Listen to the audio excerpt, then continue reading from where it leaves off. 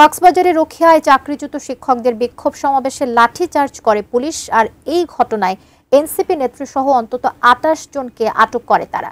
এ নিয়ে দিনভর চলে ধাওয়া পাল্টা ধাওয়া। অবশেষে নানা নাটকীয়তার পর মুচলেকায় ছাড়া পান আটককৃত ২৮ জন। কিন্তু ঠিক কী কারণে এনসিপি নেতৃসহ তাদেরকে হেফাজতে নিয়েছিল পুলিশ? কক্সবাজার প্রতিনিধি অর্পণ বড়ুয়ার পাঠানো তথ্যচিত্রে বিস্তারিত ডেস্ক রিপোর্টে।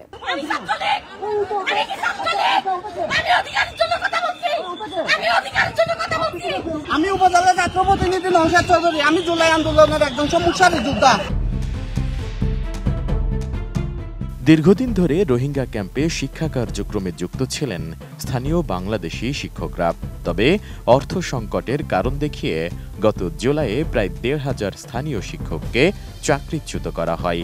এতে ক্ষুব্ধ হয়ে ধারাবাহিকভাবে তারা আন্দোলন চালিয়ে যাচ্ছেন। এরই প্রেক্ষিতে বুধবার সকালে উখিয়া সদরের ফলিয়াপাড়া সড়কে অবস্থান নেন রোহিঙ্গা ক্যাম্পে এডুকেশন সেন্টারে চাকরিচ্যুত শিক্ষকরা। এ সময় পুলিশ আন্দোলনকারীদের ওপর লাঠিচার্জ করে ছত্রভঙ্গ করে দেয়। তখন নারীসহ ৩ শিক্ষক গুরুতর আহত হন এবং আটক করা হয় আন্দোলনের মুখপাত্র সাইদুল ইসলাম শামীম সহ অন্তত ৭ জনকে। নোভা এলইডি টিভি, ঝকঝকে ছবি, নিখুঁত শব্দ, ৫ বছরের ওয়ারেন্টি। নোভা মানি সঠিক মান, নিশ্চিত সেবা। পুলিশের লাঠিচার্জে আহত হয়ে হাসপাতালে ভর্তি হন অনেক আন্দোলনরত শিক্ষক। এ সময় তাদেরকে দেখতে যান এনসিপি নেত্রী জিনিয়া শারমিন, কিন্তু সেখান থেকে তাকে টেনে হেঁচড়ে নিয়ে যায় পুলিশ। এ ঘটনার একটি ভিডিও সামাজিক যোগাযোগ মাধ্যমে ছড়িয়ে পড়ে। ভিডিওতে উখিয়া থানার ওসি এনসিপি নেত্রীকে উদ্দেশ্য করে বলতে শোনা যায়, আপনি ছাত্রলীগের লোকজন এনে আন্দোলন করছেন কেন? এ সময় জিনিয়াকে বলতে শোনা যায়, আমি অধিকারের জন্য কথা বলছি, আমি কি ছাত্রলীগ? আন্দোলনকারীদের অভিযোগ, বিভিন্ন এনজিও থেকে চাকরিচ্যুত শিক্ষকরা পূর্ব নির্ধারিত কর্মসূচি অনুযায়ী সড়কের একপাশে শান্তিপূর্ণভাবে বিক্ষোভ করছিলেন। এ সময় রাস্তায় দীর্ঘ যানজটের সৃষ্টি হয়। খবর পেয়ে পুলিশ সেখানে গিয়ে আন্দোলনরতদের ওপর লাঠিচার্জ করে। এতে বেশ কয়েকজন আহত হন।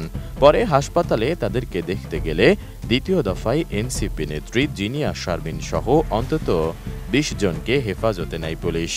যখন দেখতে যাই তখন আমাদেরকে বিশেষ করে ওসি সাহেব বলে ট্যাগ দিছে, এত ছাত্রলীগ তুমি এখানে কেন? বিনা অপরাধে থানার মধ্যে আটক অবস্থায় ছিলাম। অনেক কষ্ট টলারেন্স করতে হয়েছে। তবে সেই সাথে যারা রিপ্রেজেন্টেটিভ ছিলেন, ওখানকার স্থানীয় গণমাধ্যম প্রতিনিধি, রাজনৈতিক পলিটিশিয়ান, তাদের মাধ্যমে একটা সুরা সৃষ্টি হয়েছে। আমাদের প্রধান উপদেষ্টা কক্সবাজার আসতেছে, সেই উপলক্ষে ওনারা মূলত এই যে আন্দোলনটা আপাতত মানে স্থগিত করার জন্য ওনারা বলছিল। কিন্তু ওনাদের যে অধিকার সেটা ওনারা বাস্তবায়ন করার জন্য আন্দোলন না থামিয়ে ওনারা আন্দোলন চালা যাচ্ছিল, যার জন্য ওনারা অ্যারেস্ট কার্যক্রমটা ওনারা মানে তীব্র আকারে এটা চালা যাচ্ছে, এমন প্রচুর টর্চারও করছে। এনসিপি নেত্রী সহ শিক্ষকদের আটক করায় দিনভর উত্তেজনা চলে উখিয়া থানায়। পরে বিএনপি ও এনসিপি সহ রাজনৈতিক দলগুলোর সাথে আলোচনার পর তাদেরকে ছাড়তে বাধ্য হয় পুলিশ।